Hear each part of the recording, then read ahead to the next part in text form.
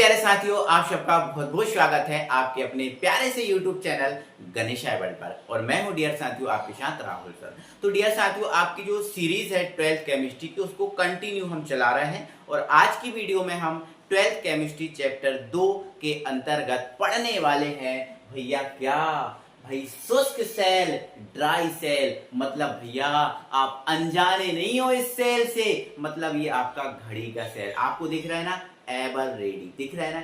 ये सेल जो है ना हम पढ़ने वाले हैं। ये देखो बड़ी साइज में रेडियो का सेल बन जाता है, तो मतलब हम यही सेल पढ़ने वाले हैं। समझ रहे हो ना, कौन सा सेल पढ़ रहे हैं हम? एवर रेडी शुष्क सेल या घड़ी का सेल, जिसको हम बोलते हैं ड्राई सेल या शुष्क सेल। तो आइए इसको हम जान लेते हैं, समझ लेते हैं इसके अंदर होता क्या क्या है, ये धारा का प्रवाह कैसे करता, सारा कुछ अच्छे से हम जानेंगे। आओ स्टार्ट करते हैं वीडियो को। तो सबसे पहले भाई मैंने ये डायग्राम बना के रखा है। ये जो सेल है ना बेटा, सबसे ऊपर जो दिख रहा है, अगर ये जो आपको दिख रहा है ना पब्लिसिटी, ये तो भाई पब्लिसिटी है। एवर रेडी कंपनी की क्या है? पब्लिसिटी है।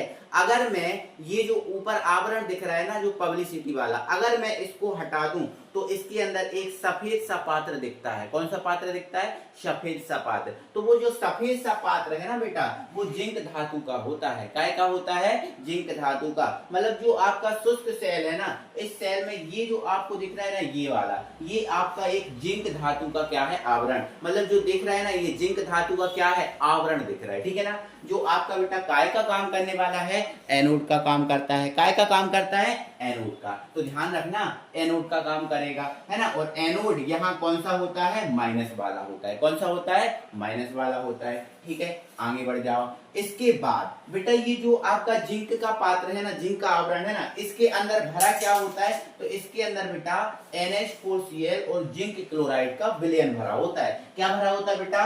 NH4Cl और जिंक क्लोराइड का क्या भरा होता है? विलयन। मतलब इसके अंदर जो विलयन भरा है, देखो सेल के अंदर विद्युत अपघट्ट तो होता ही होता है, तो इसमें काय का विद्युत अपघट्ट होता है? NH4Cl और ZnCl2 का। क्लियर है बात? आगे अब बेटा क्या होता है, ये जो सेल है ना, इसके अंदर एक सरंध्र पात्र होता है। ऐसा ये दिख रहा है ना, ये आपको मैं थोड़ा सा इसको डार्क कर दे रहा हूं, ये आपके लिए मैं डार्क कर दे रहा हूं। ठीक है, तो ये एक क्या होता है बेटा, इसके अंदर सरंध्र पात्र है। मैं यहाँ एरो करके लिख भी दे रहा हूं। कौन सा पात्र है ये? सरंध्र पात्र। अब सरंध्र पात्र क्या होता है? तो सरंध्र पात्र वो होता है जिसमें छोटे छोटे क्या हो? छिद्र होती है ना। तो ये जो सरंध्र पात्र है, इसमें छोटे छोटे क्या है? छिद्र हैं। ठीक है ना। चलो, ये सरंध्र पात्र होता है। इसमें क्या होता है? तो सर, तो इसमें बेटा दो चीजें होती हैं। एक होती है कार्बन की क्षण, ये जो आपको दिख रही होगी, ये दिख रही होगी। इसमें भी देखो दिख रही है ना, ये दिख रही है ऊपर निकली हुई, ये अंदर तक डली हुई है, इस सरंध्र पात्र में भरी हुई है। दिख रही है ना ये वाली क्षण,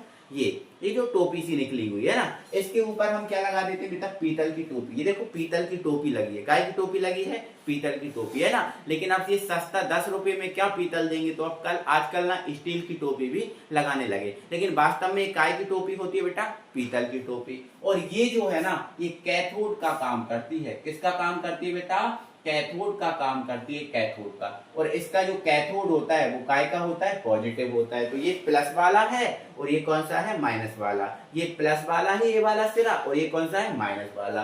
ठीक है, तो ये सरंध्र पात्र में भरा क्या होता है? तो MnO2 मतलब मैग्नीज ऑक्साइड, और जो कार्बन C है इसका काला काला पेस्ट। अगर इसको तोड़ोगे तो काला काला निकलता है ना, तो वो ही काला पेस्ट इसके अंदर भरा होता है। ठीक है, तो ये सेल की आपकी क्या हुई? कार्यविधि, सॉरी संरचना हुई। मतलब ये सेल में हमने देखा कि जो घड़ी का सेल है या शुष्क सेल है, इसमें क्या क्या होता है ना। यही की यही थ्योरी देखो मैं बोलूंगा, यहाँ बोर्ड पर आपको लिखी आएगी, आप देखना बिल्कुल जो मैंने बोली है ना, वही की वही है। एक बार फिर से मिला लो।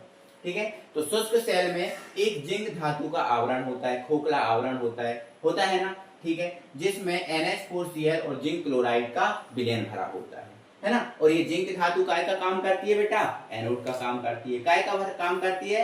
एनोड का काम करती है ना। कोई दिक्कत है? ठीक है, आगे इस पात्र के अंदर एक कौन सा पात्र होता है? सरंध्र पात्र होता है, जिसमें कार्बन की क्षण डूबी रहती है। कौन सी क्षण? कार्बन की क्षण डूबी रहती है। और इसमें MnO2 और कार्बन का काला पेस्ट भरा होता है, काला पृष्ठ क्या होता है, भरा होता है। तो ये तो इसकी क्या हुई संरचना, और कुछ तो है नहीं। या फिर ऐसा और बोल सकते हो कि भाई कार्बन की छड़ में ऊपर की साइड क्या लगी होती है, पीतल की टोपी। तो देखो आप यही शब्द इस संरचना में आपको दिख रहे होंगे, दिख रहे हैं ना यही शब्द। अगर आप अच्छे से वीडियो को पॉज करके एक बार पढ़ोगे ना तो यही शब्द आपको पूरा का पूरा माइंड में क्लियर होगा। ये तो इसकी संरचना हुई। अब लेकिन अभी मेन उद्देश्य सेल का क्या होता है, धारा उत्पाद प्रवाहित करना। मतलब ये जो सेल है इसमें धारा प्रवाहित कैसे होगी, वो मेन काम है इसका। तो धारा प्रवाहित हमें कराना है तो हमें कार्यविधि पढ़ना पड़ेगा। तो आइए जल्दी से देख लो इसकी कार्यविधि। तो चलो इसकी कार्यविधि देखेंगे। तो बेटा जब ये जो सेल आपको दिख रहा है ना, जब ये सेल कार्य करना प्रारंभ करेगा, मतलब ये जब ये धारा प्रवाहित करेगा तो क्या होगा। तो आपको पता है ना बेटा, ये जो आवरण है काय का है, जिंक का आवरण।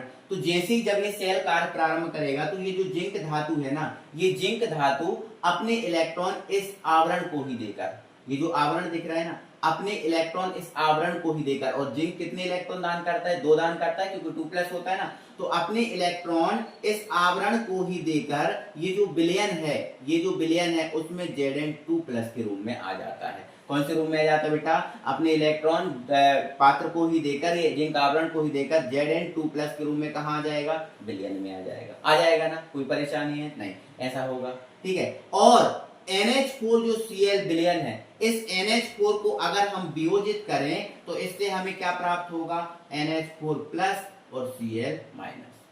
तो देखो जब जिंक क्षण ने अपने इलेक्ट्रॉन दान किए, जिंक क्षण ने अपने इलेक्ट्रॉन दान किए, तो इलेक्ट्रॉन का दान करना क्या होता है, ऑक्सीकरण होता है। तो आपका जो जिंक आवरण है, इस जिंक आवरण पर क्या हो गया, ऑक्सीकरण हो गया कि नहीं हो गया। और इसके जो Zn2 इलेक्ट्रॉन दान करके Zn2+ के रूप में ये जो विलयन था NH4Cl का, उसमें आ गया। क्या होगा बेटा कि जो NH4Cl में जो NH4+ दिख रहा है, ये NH4+, कौन सा बेटा, ये जो NH4+ दिख रहा है, ये NH4+ इस सरंध्र पात्र से होते हुए कहां जाएगा, कार्बन क्षण पर। कहां जाएगा, कार्बन क्षण पर। और कार्बन क्षण से क्या लेगा, इलेक्ट्रॉन लेगा। इलेक्ट्रॉन क्या करेगा, लेगा। देखो इसने इलेक्ट्रॉन दिए थे और ये इलेक्ट्रॉन को क्या करेगा, ग्रहण। और जब ये इलेक्ट्रॉन को ग्रहण करेगा तो इलेक्ट्रॉन के ग्रहण करने के कारण इसमें क्या होगा, तो ये आपको देखो कार्बन क्षण काय का काम कर रही है, कैथोड का। तो कार्बन पे क्षण पे क्या हो जाएगा, अपचयन हो जाएगा। क्या हो जाएगा,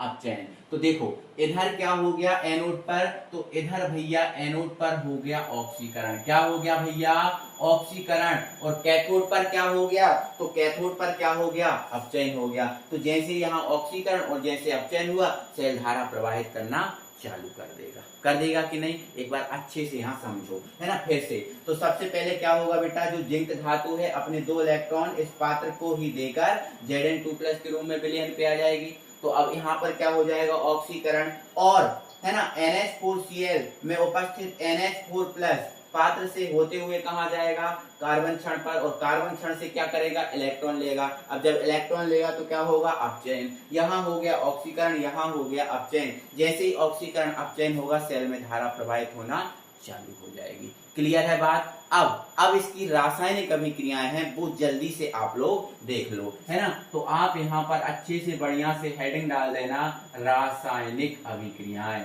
रासायनिक अभिक्रियाएं, रासायनिक अभिक्रियाएं। अब रासायनिक अभिक्रियाओं में तो कुछ एनोड पर होता है और कुछ कहाँ होता है भैया, तो कुछ भैया होता है कैथोड पर होता है। तो भैया एनोड पर क्या हुआ, तो आप यहाँ देखो एनोड पर क्या हुआ। तो एनोड पर क्या हुआ, तो भैया एनोड पर कौन था, जिंक। इलेक्ट्रॉन दान किए ना जिंक ने और Zn2+ में बदल गया। तो एनोड पर भैया क्या हुआ, जो जिंक था, जो जिंक धातु थी, कौन सी धातु थी, जिंक धातु थी। इस जिंक धातु ने क्या किया, इलेक्ट्रॉन का दान किया। कितने इलेक्ट्रॉन दान करती है जिंक, 2। और Zn काय में बदल गया, तो Zn2+ में बदल गया ना। ये एनोड पर हुआ और इलेक्ट्रॉन दान हुए, इसलिए Zn पर क्या हो गया, ऑक्सीकरण। और वैसे भी आपको याद रखना है कि एनोड पर हमेशा क्या होता है, ऑक्सीकरण। क्लियर है। अब आगे क्या हुआ,